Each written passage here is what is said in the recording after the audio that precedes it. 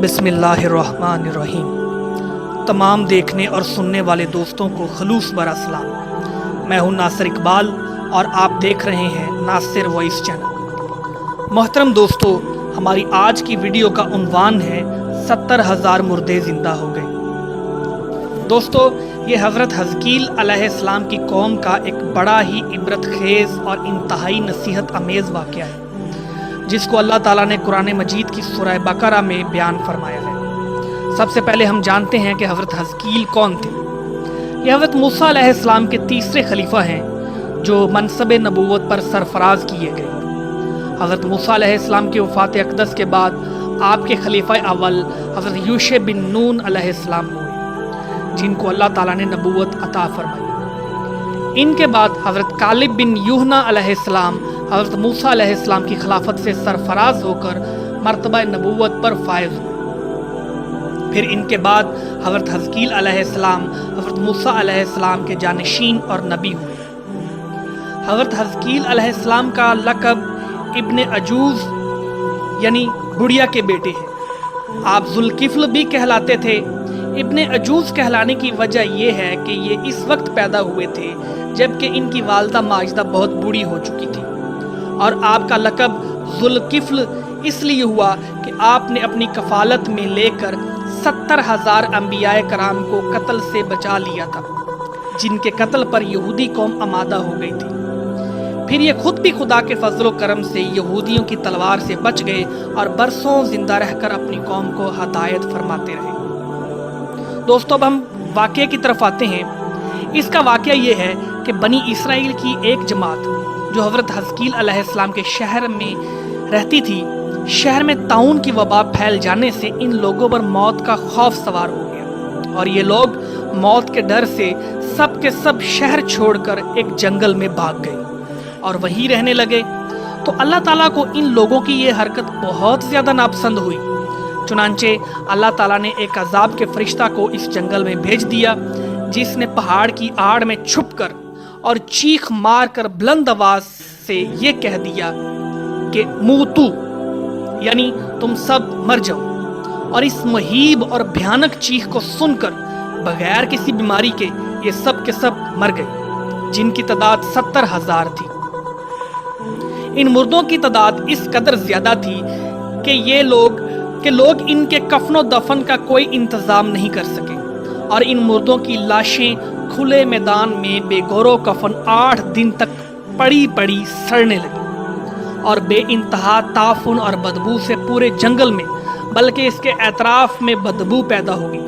कुछ लोगों ने इनकी लाशों पर रहम खाकर चारों तरफ से दीवार उठा दी ताकि ये लाशें दरिंदों से महफूज रहें।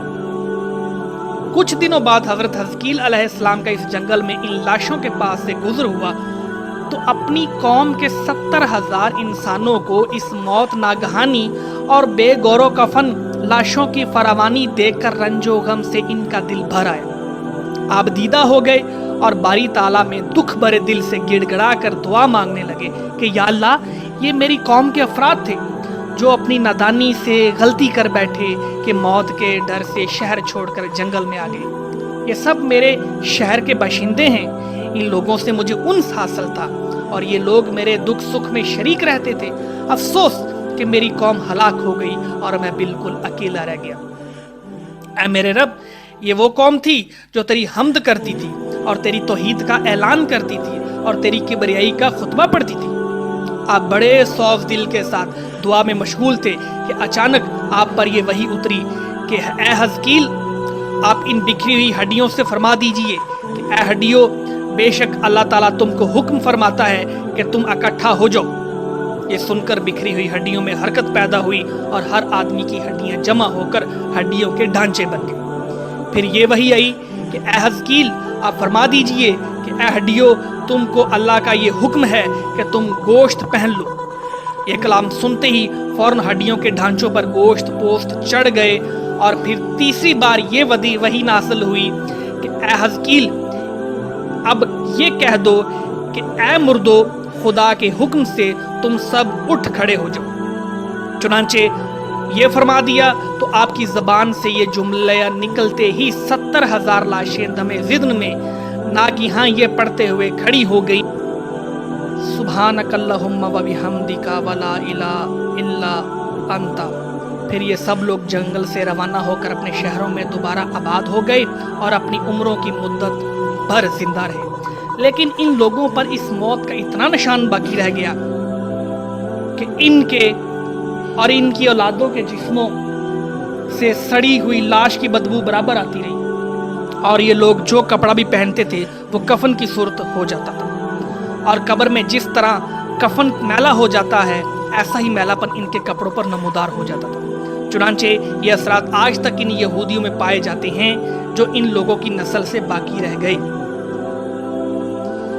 یہ عجیب و غریب واقعہ قرآن مجید کی سورہ بقرہ میں اللہ تعالیٰ نے اس طرح بیان فرمایا ہے، أَلَمْ تَرَ إِلَى الَّذِينَ خَرَجُوا مِنْ دِيَارِهِمْ وَهُمْ أُلُوفٌ حَذَرَ الْمَوْتِ فَقَالَ لَهُمُ اللَّهُ مُوتُوا ثُمَّ أَحْيَاهُمْ إِنَّ اللَّهَ لَذُو فَضْلٍ عَلَى النَّاسِ وَلَكِنَّ أَكْثَرَ النَّاسِ لَا يَشْكُرُونَ۔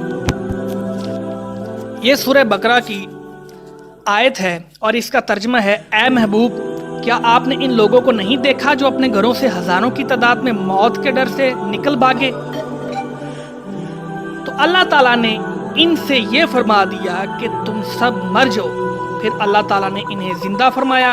بے شک اللہ تعالیٰ لوگوں پر فضل کرنے والا ہے مگر اکثر لوگ ناشکرے۔ دوستو، بنی اسرائیل کے اس واقعہ سے ہمیں ہدایت ملتی ہے کہ آدمی موت کے ڈر سے بھاگ کر اپنی جان نہیں بچا سکتا، لہٰذا موت سے بھاگنا بالکل ہی بیکار ہے۔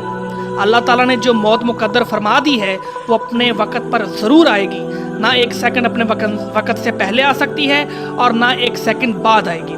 لہٰذا اپنے بندوں کو لازم ہے کہ رضا الہی پر راضی رہ کر صبر و شاکر رہیں، اور خواہ کتنی ہی وبا پھیلے یا گھمسان کا رن پڑے، اطمینان و سکون کا دامن اپنے ہاتھ سے نہ چھوڑیں، اور یہ یقین رکھیں کہ جب تک میری موت نہ آئے گی نہ کوئی مجھے مار سکتا ہے، نہ ہرگز میں مر سکتا ہوں۔ جب میری موت آ جائے گی تو میں کچھ بھی کروں، کہیں بھی چلا جاؤں، بھاگ جاؤں یا ڈٹ کر کھڑا رہوں، میں کسی حال میں نہیں بچ سکتا۔